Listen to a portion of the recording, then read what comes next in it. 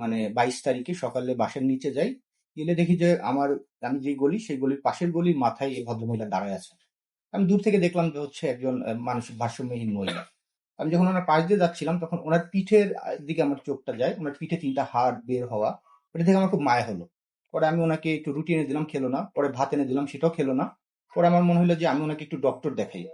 তো আমি ওখানে 2জন মহিলার সহযোগিতায় ওনাকে প্রথম নিয়ে আসি মানসিক স্বাস্থ্য ইনস্টিটিউট এই হসপিটালে।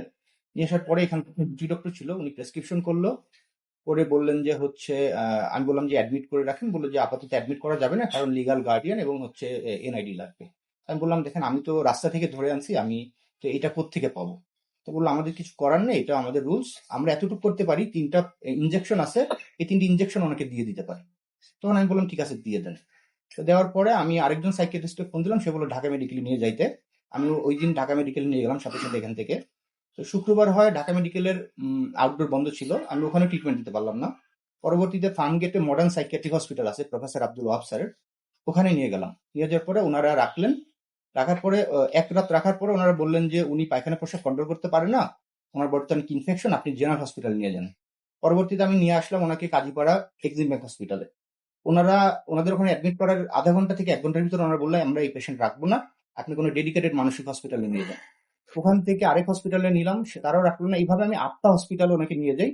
নিয়ে যাওয়ার পরে লাস্ট যে হসপিটাল রাখে একদিন, সেটা হচ্ছে সুপারম্যাক্স হসপিটাল ধানমন্ডি 27, ওটা ছিল 8 নম্বর হসপিটাল। ওনারা কিছু টেস্ট করালো, করানোর পরে দেখা গেলো ওনার হিমোগ্লোবিন আছে 6, ওনার হার্ট রেট থাকে 60/40, আর ওনার ব্লাড গ্রুপ ছিল পজিটিভ। তখন আমার ব্লাড গ্রুপও পজিটিভ, আমি বললাম যে আমি এক ব্যাগ ব্লাড দিই। ব্লাড টেনে বের করলাম, কিন্তু ওনাকে দেওয়া গেল না, উনি জেরেস্ট্রিল ব্যবহার করতেছিল। দেন 24 তারিখে ওই হসপিটালে বললাম আমরা এই পেশেন্ট রাখবো না, আপনারা কোনো ডেডিকেটেড মানসিক হাসপাতাল নিয়ে যান। পরে আমি দেখলাম যে আমার তো কোনো উপায় নাই, আমার বাসায় আর কেউ নাই, আর ওনাকে তো এখন ট্রিটমেন্ট দরকার, বাসায় নিয়ে রাখা যাবে না। আমি হসপিটালের সাথেই রাস্তা ওনাকে রাখলাম। আর এখানে একজন ভাই আছে আব্দুল ইসুফ ভাই, এই যে এই মতো লোক, উনি হচ্ছে ওই ওখানকার পাশে হসপিটালের ওনাকে আমি কিছু 1-1.5 হাজার টাকা দিয়ে আসলাম। দিয়ে এসে বললাম ভাই আমি তো মিরপুরে থাকি, আপনি যেহেতু এখানেই আসছেন, 3 বেলা ওনাকে ভাত আর পানি দিলেন, টাকা আমি দিয়ে গেলাম, আপনি তো এটি করবেন। তো উনি এটা করতেছিল, আর আমি 2 বেলা করে সকাল সন্ধ্যায় ওনাকে দেখে যেতাম। তো ঈদের আগের দিন রাত্রে যখন ওনাকে দেখতে গেছি, ওনার হাত পা কাঁপতেছিল, দেখে আমার খুব খারাপ লাগছে, আমার শুনে যেমন সব মারা যাবে, কারণ হাঁটতে কেন। তবে হ্যাঁ, ঈদের আগের দিন, হ্যাঁ, তখন আমি প্রাইম মিনিস্টারের বাসার সামনে, গুলশান এভিনিউর বাসার সামনে গিয়ে একটা প্লাকার্ড নিয়ে দাঁড়াই যে দুলালকে বাঁচাতে চাই। এবং ওটা দাঁড়াই, এবং ওটা কিছু মিডিয়ায় আসে, বাংলাদেশ প্রতিদিন সহ আরো কিছু মিডিয়া আসে। তখন এটা মাননীয় প্রধানমন্ত্রীর স্বাস্থ্য বিষয়ক বিশেষ সহকারী জিয়াউদ্দিন হায়দার স্যার আমার সাথে আমি পরিচিত ছিলাম, ওনাকে আমি গতকাল রাত্রে পাই। তো পাঠানোর সাথে সাথে উনি সকালে নিজে আমাকে কল দেয়। উনি তো একবার না, উনি কয়েকবার আমাকে কল দেয়, কথা বলে।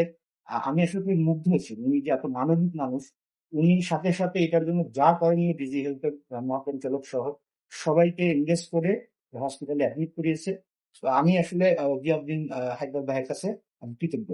তো এখন আপাতত উনি ট্রিটমেন্ট আছে, এই হলো সার্বিক অবস্থা।